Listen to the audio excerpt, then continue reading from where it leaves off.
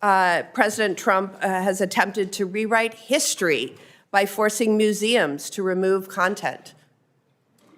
What you're seeing in this video goes beyond just the surface moment. It actually highlights a much bigger issue that's been building over time. At first glance, it might seem like just another political or public statement, but when you really pay attention, there's a deeper message behind it. Make sure you watch this video till the very end, because what happens next might surprise you. And I want you to tell me in the comment section, what do you think is going to happen?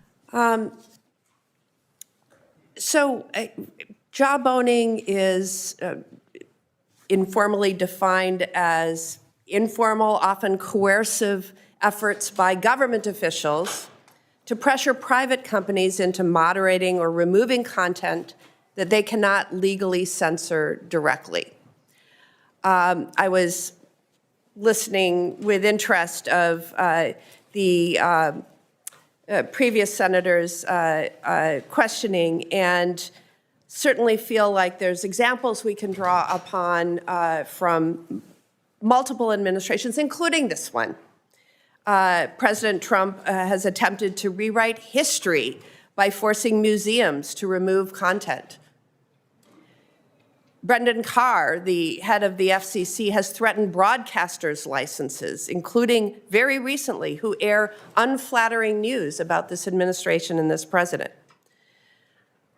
If used properly and validated by experts, the internet can be a place that people turn when information is being limited or attempted to be censored by the government. Think about now and recent events. It might be where somebody accesses information on abortion or LGBTQ identity or scientific research on climate change, or your rights against discrimination in the workplace. So I want to talk about the upsides. I also want to talk about the downsides of Section 230. But Ms. Keller, can you explain whether and how Section 230 works to protect access to information that people rely on to make informed decisions? Section 230 is essential in protecting that access. You referenced information about reproductive health care and abortion.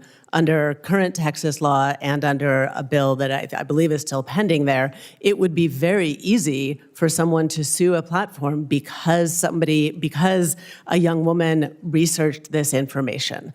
So I think you are completely right to connect those two issues. Thank you.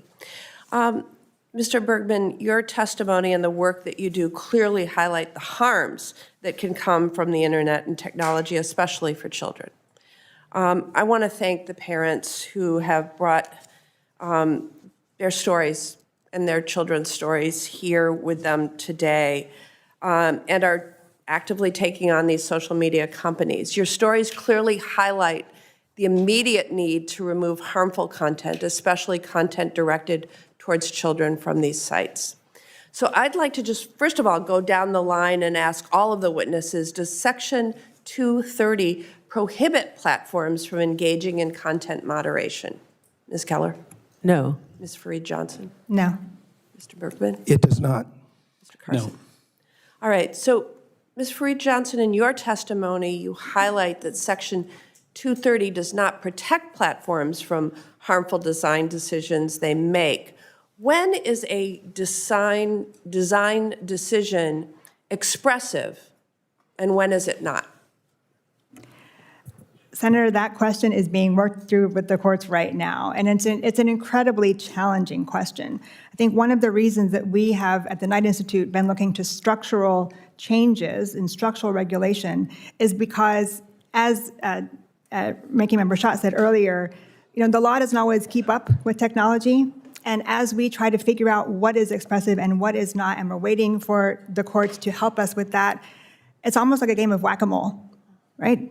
If we can actually look at some of the root causes of this, where we know these terrible things are happening and people are being drawn in because the platforms know so much about them. They know they kind of know what we're going to do before we know we're going to do it, kind of thing, right? But if we have more more research into what's happening, if researchers are protected, if we have specific data privacy protections, understanding how what's being collected and how it's being used.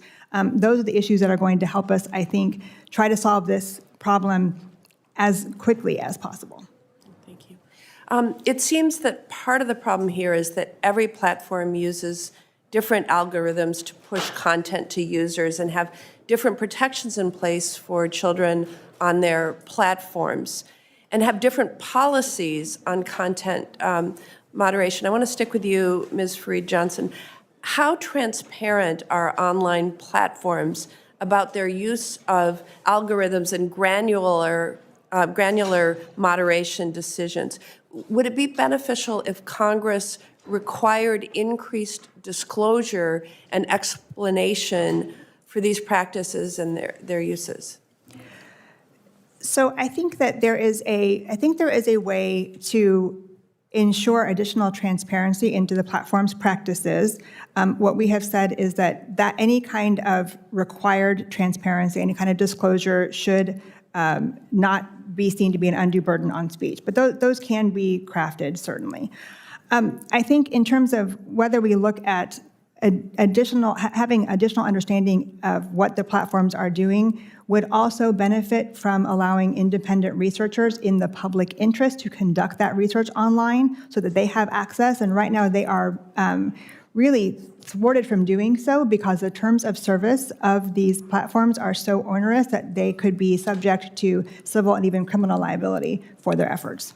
Thank you. Thank you. This situation reflects ongoing tensions and disagreements around power, decision-making, and accountability. The way the speaker delivers their message shows urgency and frustration, which suggests that this isn't just a one-time concern, it's part of a larger pattern. Another important thing to notice is how this impacts everyday people. Decisions or statements like this don't just stay in government or leadership circles, they eventually affect policies, opportunities, and even public trust. That's why moments like this matter more than they seem. You can also see how language is being used strategically. Certain words and phrases are chosen to influence opinions, rally support, or push back against opposition. It's not just about what is being said, but how it's being said. At the same time, this raises questions. What are the real motivations behind this stance? What could happen next? And how will others respond? These are the kinds of things viewers should be thinking about while watching. Thanks for watching this video. Make sure you keep watching more content like this.